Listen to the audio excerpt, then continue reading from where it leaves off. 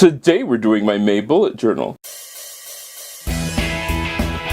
Come on in, welcome to my home. Today we're doing my May bullet journal, but first I want to look back at my April bullet journal up to where we are now and tell you what is working and what isn't working. Alright, first thing. With my April bullet journal, we have our first page, has the pretty design, and then the monthly calendar, and the notes, which once again, I still don't use the notes. I very rarely refer back to my monthly calendar. As you can see, the one-page weekly spread works really well. I mean, like, super well. I did add the highlight for which week it was. That was very, very handy, and I use that all the time. And as of course, you can see all the events that I had and what I did, once again, worked really, really well. And then as we go to the next week, and you can see the theme, rain. This is where it gets interesting. As the artwork is nice and everything, but it's not really something I paid attention to whatsoever. So this month I thought I would do a minimalist journal with this. So once again, we are on the very next week. I did find it a little difficult because I thought that just having the little squares for writing in the events was a little difficult. And as you can see from the weekends, I don't do that much on the weekend. So I decided I would do some changes to that. Haven't finished this week since we are just on this is Monday. Then on my tracker, I still love my tracker. I have not found a different way to do my tracker yet that I actually love. But I use it all the time, keeps track of everything that I do, from cleaning, my cleaning chores, the date, exercise, all those sort of things. My mood tracker, I do want to do this one a little differently because I did not really care for the raindrop simply because it didn't really give me, I can look at that and say, meh, I sort of know what mood I was in, but then I have to check the little code and everything. Nope, not really what I was interested in. So this one is going to be a really super interesting thing. Now I also tried starting a doodle a day.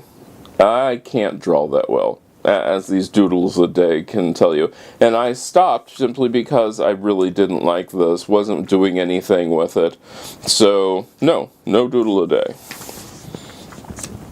Alright, so let's get into this.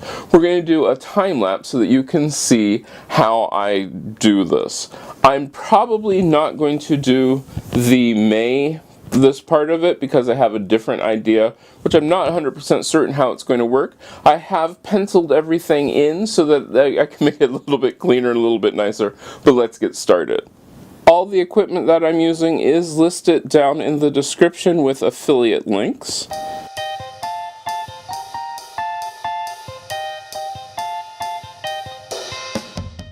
One of the reasons I am using the triangle is simply because I can see through it. It makes things a little bit easier and a little bit nicer.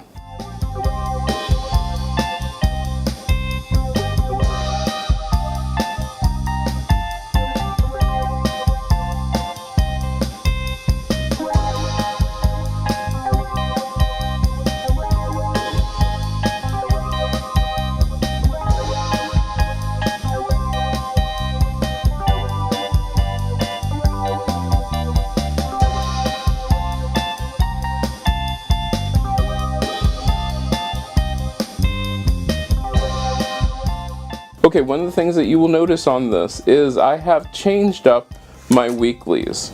I'm only using 6 boxes since I do nothing on the weekends basically, and so my weekend will be the 2 combined days.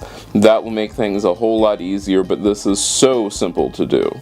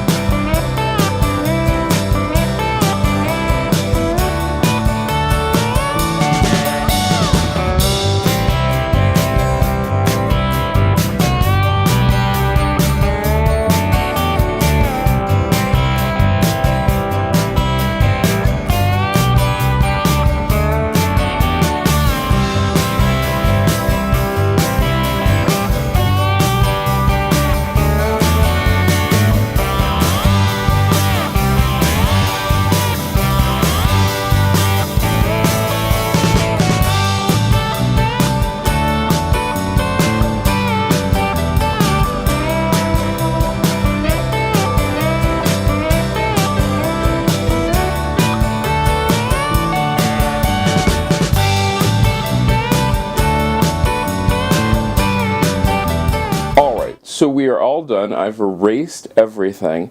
Now we'll quickly flip through this so I can show you what I've got. My first page is just my month.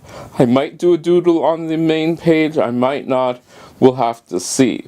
And then if you check me out on my social media at CM Coleman Home, you can see what I do. So then we have the first 2 weeks, and I did highlight those first 2 weeks, so that way you know which week you are in, and it has just the notes, the weekend. I think it looks really good. Erasing it does really help. The next one, as you can tell, I had some problems erasing, but they are just exactly the same. Now what's interesting is this week. I had not originally intended upon doing this final week, but since the weekend, the June 1st and June 2nd is the weekend, that's why I recorded it that way, and also my brain dump. Now my mood tracker, that stayed almost exactly the same. The only thing which I changed was the moods. Instead of putting in the color code, I then did just the smiley faces so I can put dots on there. But that's it. It is that simple. That is my monthly tracker for April. It is a very minimalist tracker. Now, if you want to see me do other kind of trackers, let me know down in the comments. Don't forget to check me out on most social media, and I hope I get to see you again next time. If you like this video, give it a thumbs up. You can share it. Don't forget to subscribe and check out the other videos on this channel. I love making these videos for you, and I hope I get to see you again next time.